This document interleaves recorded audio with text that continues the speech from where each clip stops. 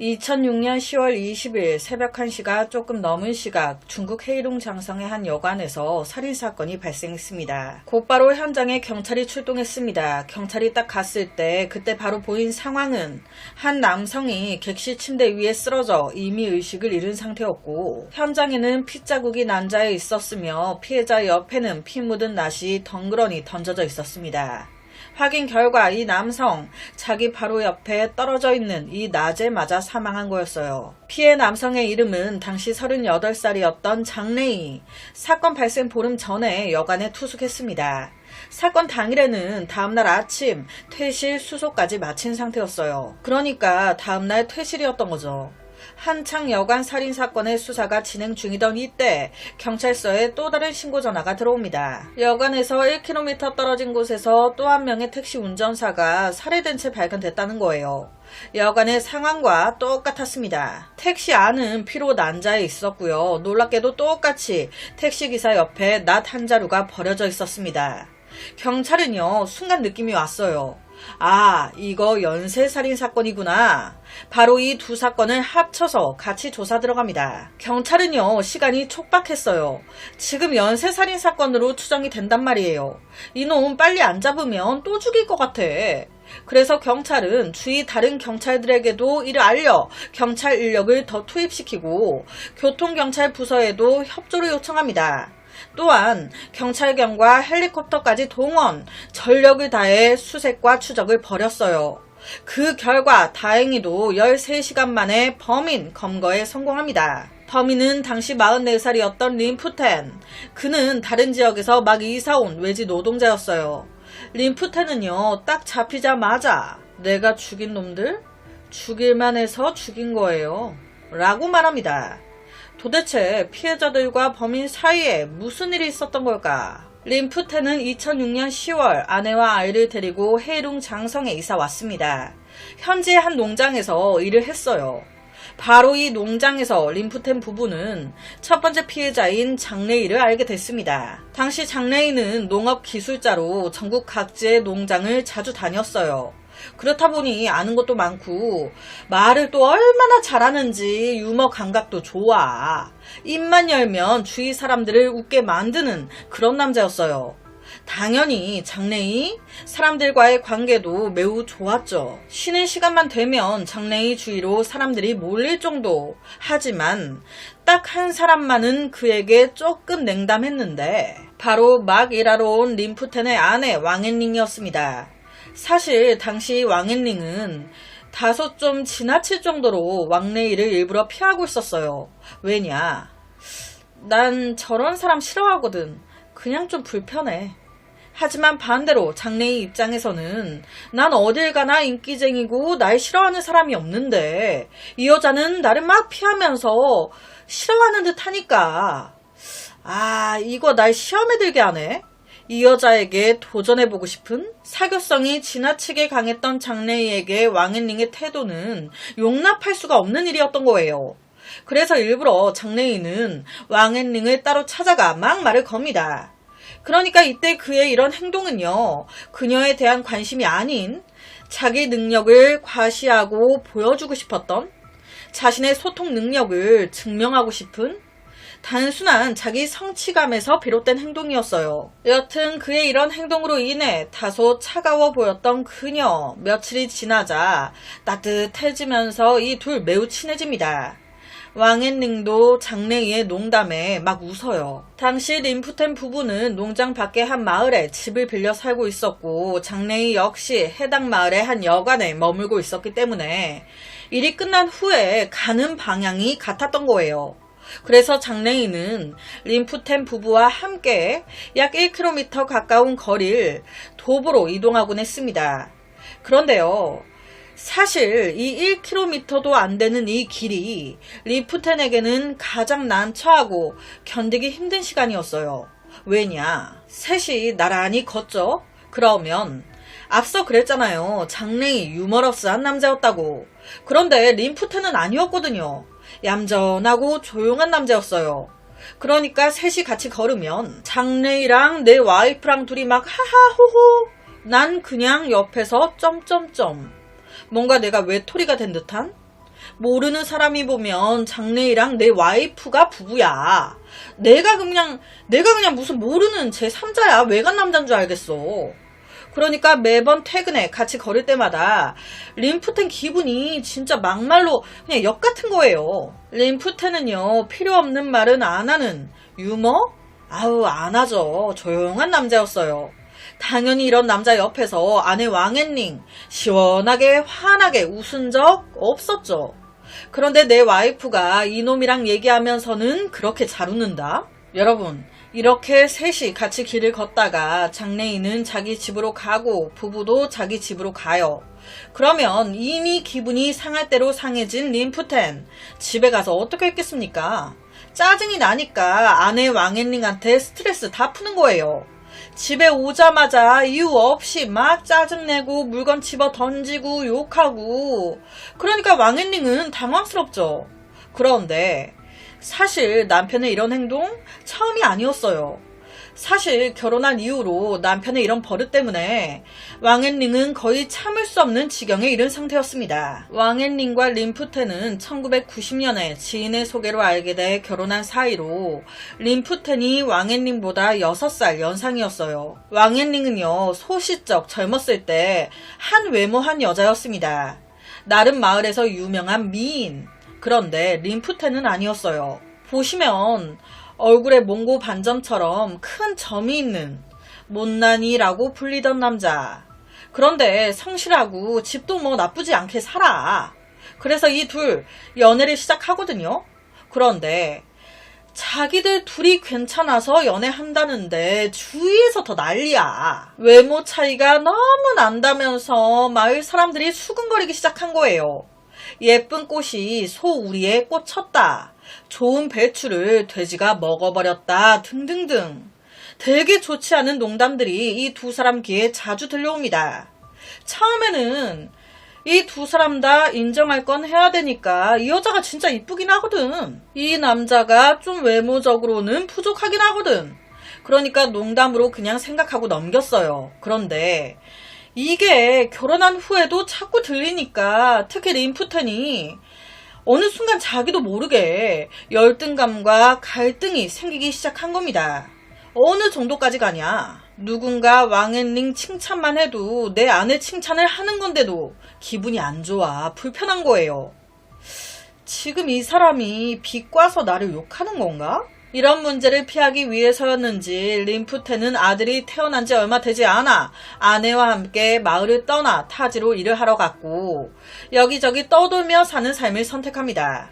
마을에서 자랑스럽게 여겼던 자신의 집안 형편도 세상에 나와보니 전혀 뭐 별것도 아니었어. 그리고 자기도 안단 말이에요. 내 아내가 이쁘다는 걸. 그러니 뭐가 생기겠습니까? 이미 열등감은 가득 차버렸어요. 이런 남자에게 의심병은 없었겠냐고요. 내 아내 이쁜데 다른 남자들이 봐도 이쁠 거 아니야. 이거 바람 피는 거 아니야? 아내가 다른 남자와 눈만 마주쳐도 단둘이 있는 것도 아니에요. 옆에 남편이 버젓이 있어도 남편이 내가 같이 있는데 내 아내가 딴 놈과 대화를 하네? 그래도 의심합니다. 저 둘이 나 몰래 지금 사귀고 있는 거 아니야? 눈빛으로 뭔가 둘이 이렇게 찌릿찌릿한 거 아니야? 실제 이 문제로 이 둘 많이 다퉈요. 앞서서 제가 그랬잖아요. 아들을 낳고 난 후에 이 부부 여기저기 떠돌며 생활했다고. 그 이유 중에 하나가 이거였습니다. 자기 나름 바람 못 피게 하려고 생각한 방법이었던 거예요. 끊임없이 사는 곳을 이동하는 것. 림프텐이 아내와 함께 한 곳에 머문 최장기간 2년을 넘지 않았습니다. 그렇게 2006년 10월 림프텐은 다시 한번 아내와 함께 여러 곳을 전전하다가 헤룽 장성의 해당 마을에 도착했습니다. 여기서 농장 일을 했다고 했죠. 그런데 이곳에 머문 지 겨우 보름 남짓 됐을 때 비극은 바로 그때 일어났습니다. 아니, 남편이 집에만 오면 그렇게 짜증을 내고 물건 집어 던지고 이유 없이 그렇게 화를 내. 왜 그러는 거야? 그러다가 알게 된 거예요. 이런 남편의 변화, 장래희와 관련이 있다는 걸. 하지만 왕앤링은 장래희? 뭐야, 그 남자보다 나는 내 남편이 그래도 더 중요해. 가정의 화목을 위해 그녀는 남편한테 자신을 대신해 농장에 이제 며칠 휴가를 내달라고 부탁합니다. 여보, 나 며칠 일 쉴게. 오늘부터 안 나갈게. 그러니까 자기가 나 대신 사장님한테 휴가증 좀 내줘. 이런 아내의 행동, 림프테는 좀 위로가 됐습니다. 여튼 이렇게 아내가 며칠 동안 일을 쉬게 되면서 퇴근했을 때 자연스럽게 림프텐과 장래희 두 남자가 같이 걸어가게 돼요. 그 과정에서 림프텐은 장래희에게 기분 좋은 말을 듣게 됩니다. 림프텐, 나 내일부터 일 안 나와요. 내일이면 이 지역 떠나거든요. 아우, 시원섭섭하네요. 와, 되게 거슬리는 놈이었는데 알아서 꺼져준다네. 와우, 최고. 림프텐 기분이 싹 좋아진 거예요. 장래희 소통 능력이 좋았습니다. 림프텐은 또 지금 기분이 좋아. 이때 두 남자 서로 이런저런 얘기를 잘 나눕니다. 그러다가 장래희가 그냥 툭 물어본 거예요. 아, 형수님은 오늘 왜 농장에 안 오셨어요? 그러니까 아무 생각 없이 림프텐이 아내가 몸이 좀 안 좋아서요. 그렇게 거의 헤어질 길목에 다다랐을 때 우리나라는 그런 거 있잖아요. 헤어질 때 나중에 밥 같이 먹어요. 그냥 예의상 하는 말. 반가웠어요. 다음에 같이 또 밥 먹어요. 림프텐이 이때 딱 이런 느낌으로 뭐 이제 이사도 가신다면서 오늘이 마지막인 건데 좀 아쉬우니까 우리 집에 가서 한잔 할래요? 그런데 웬걸 장래희 한잔 하재. 그렇게 두 남자가 림프텐 집으로 같이 가게 된 거예요. 아니, 반대로 집에 있는 왕앤링 얼마나 당황스럽습니까? 내 남편이 장래희 싫어하는 걸로 알고 있는데 그 장래희와 술 마시겠다고 같이 집에 왔어. 이어 림프텐이 왕앤링에게 말합니다. 여보, 우리 형제가 내일 떠난다네. 그래서 한잔하려고 같이 왔어. 우리 먹을 반찬 한 2-가지만 만들어줘. 얼마 지나지 않아 부추 요리가 상에 올라왔습니다. 처음에 왕앤링은 이 두 형제의 술자리에 끼고 싶지 않았어요. 그래서 따로 빠져 있었는데 장래희가 계속 오라고. 형수님도 여기 와서 같이 한잔해요. 빼고 빼다가 결론은 왕앤링까지 합석합니다. 몇 잔의 술이 더 들어가자 술자리의 주도권은 장래희와 왕앤링에게 넘어갑니다. 림프텐은 원래 말수가 적은 데다 이게 주도권이 저 두 사람이 되면서 기분이 또 잡쳤어. 어느 순간 그냥 꼽사리 마냥 조용히 그냥 혼자 술만 마시는 거예요. 그렇게 어느 정도의 시간이 지나 형수님 저 가보겠습니다. 오늘 즐거웠어요. 장래희가 집에 갑니다. 자, 이후에 상황이 어떻게 됐겠습니까? 또 빵 터진 림프텐. 아내한테 짜증을 말다툼이 벌어집니다. 이때 평소와 달랐던 점은요. 아내 왕앤링 역시 술에 취한 상태였다는 거예요. 술 기운에 그동안 참아왔던 모든 서러움과 불만이 다 터진 겁니다. 하지만 아내의 이런 불평은 림프텐에게 반성을 불러일으키긴커녕 오히려 남편이 오랫동안 마음속 깊이 묻어두었던 열등감을 자극했습니다. 너 만난 지 보름도 안 된 저 새끼랑 나 비교하는 거지. 왜? 저 새끼 보다가 나 보니까 내가 못나 보이냐? 너 퇴근할 때마다 그리고 술자리 할 때 방금도 너 계속 저 새끼랑 나 비교한 거 아니야? 그 순간 수년간 쌓여온 의심이 마치 사실로 드러난 듯 했고 그는 분노에 휩싸여 방 안에서 낫을 집어들고 왕앤링을 향해 휘두르려고 했습니다. 다행히 이때 왕앤링은 남편이 낫을 들던 바로 그 순간 집 밖으로 뛰쳐 도망 나와요. 림프텐은 아내 죽이겠다고 바로 뒤쫓아 나오지 않습니다. 다행히도 이때 림프텐 집안에서 혼자 술을 한 잔 더 따라 마셔요. 그러면서 감정이 더 고조됐죠. 1시간 정도 혼자 더 마셨을까요? 이 여자가 아직도 집에 안 들어오네. 당시는 10월이었습니다. 밤은 추웠고 부부는 이 마을에 이사 온 지 얼마 안 된 터였기 때문에 친한 이웃도 친척도 친구도 없었어요. 처음에는 아내한테 막 화가 났지만 시간이 흐르면서 화가 조금씩 풀린 림프텐은 슬슬 아내가 걱정되기 시작했습니다. 하지만 곧바로 머릿속에 떠오른 한 가지 생각. 아, 이 여자가 여기 아는 사람도 없을 건데 이 추운 저녁에 이 시간까지 혼자 어디서 뭐 하고 있는 거야? 와, 설마 장래희 이 새끼 찾아간 거 아니야? 둘이 지금 뒹굴고 있는 거 아니야? 그 순간 엄청난 분노를 느낀 거예요. 술까지 먹은 상태였으니 말 다 했죠. 내 인연놈들 다 죽여버려야겠어. 바로 낫 2개 집어들고 옆방으로 가서 자고 있던 16살 아들을 깨웁니다. 그때 아들은 이미 아버지의 기세에 완전히 겁을 먹어서 아무것도 묻지 못한 채 낫 한 자루를 집어들고 순순히 아버지 뒤를 따라 장래희가 머무는 여관으로 갔어요. 그쵸. 아빠가 눈깔 돌아가지고 나 들고 막 따라오라고 하는데 애가 자다가 얼마나 놀래요. 이 아들 왈 자기가 여간방 하나의 문을 두드려 열고 들어가자 아버지가 곧바로 뒤에서 낫을 들고 튀어나오더니 안에 있는 사람에게 마구 휘두르기 시작했다고. 그 순간 이 아들 16살이었어요. 너무 놀래고 겁에 질려 그 문 앞에서 들어가지도 못하고 뒤돌아 도망가지도 못하고 그대로 굳어가지고 서 있었다는 겁니다. 여간방 안에서 문을 열어준 사람 장래희였죠. 장래희는 몇 시간 전 같이 술 먹었던 림프텐이 갑자기 낫을 들고 막 달라드니까 얼마나 놀래요. 바로 뒷걸음 치면서 방 안쪽으로 도망갔습니다.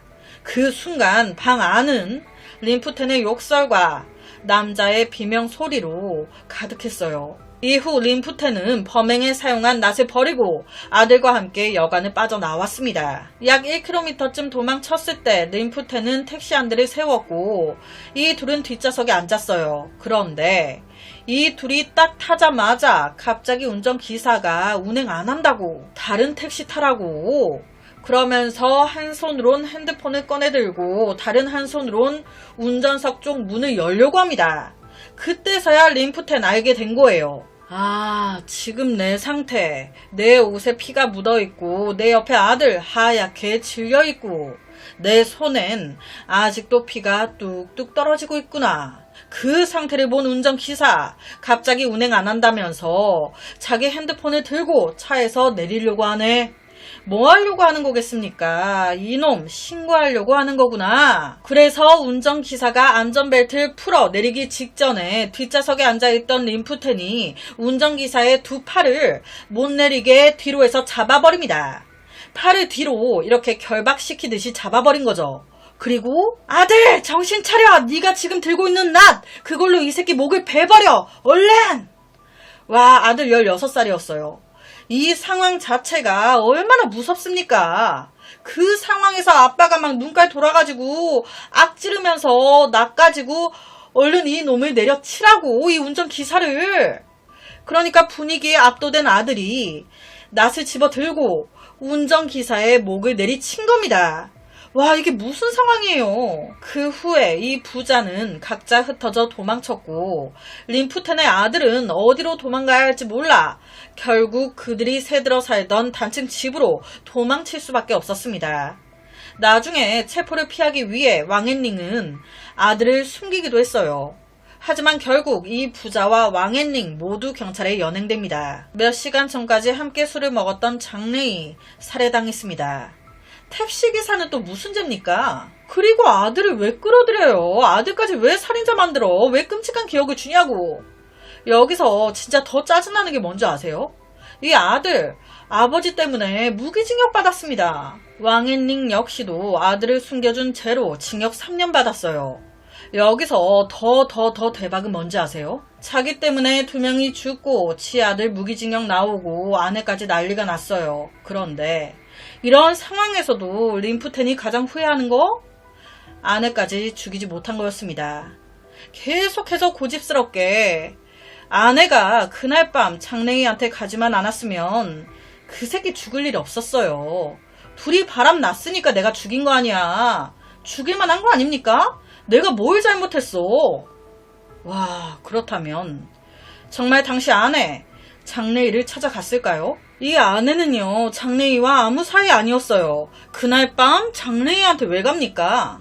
아내 왈 집 밖에 아들 방 창문 바로 밑쪽에 쪼그리고 앉아 있었대요.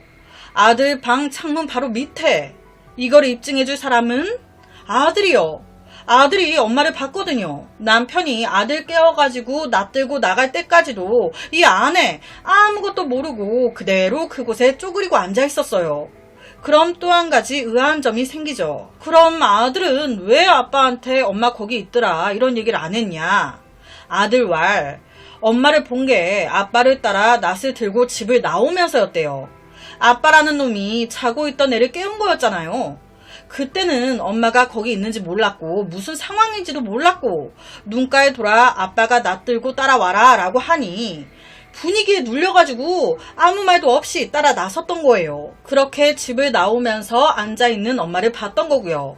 솔직히 여기서도 한번 얘기할 수 있었어요. 그런데 분위기라는 게 있잖아요. 아빠가 왜 이러는지도 애는 몰랐고 엄마가 이 사건에 관여가 돼 있는지도 몰랐고 아빠가 바로 웬 여관으로 가가지고 남자랑 막 그러니까 그 순간 엄마가 거기 앉아있더라 어쨌더라 그 말이 어떻게 나오겠으며 그 순간 엄마가 거기 있던 게 생각이나 났겠습니까?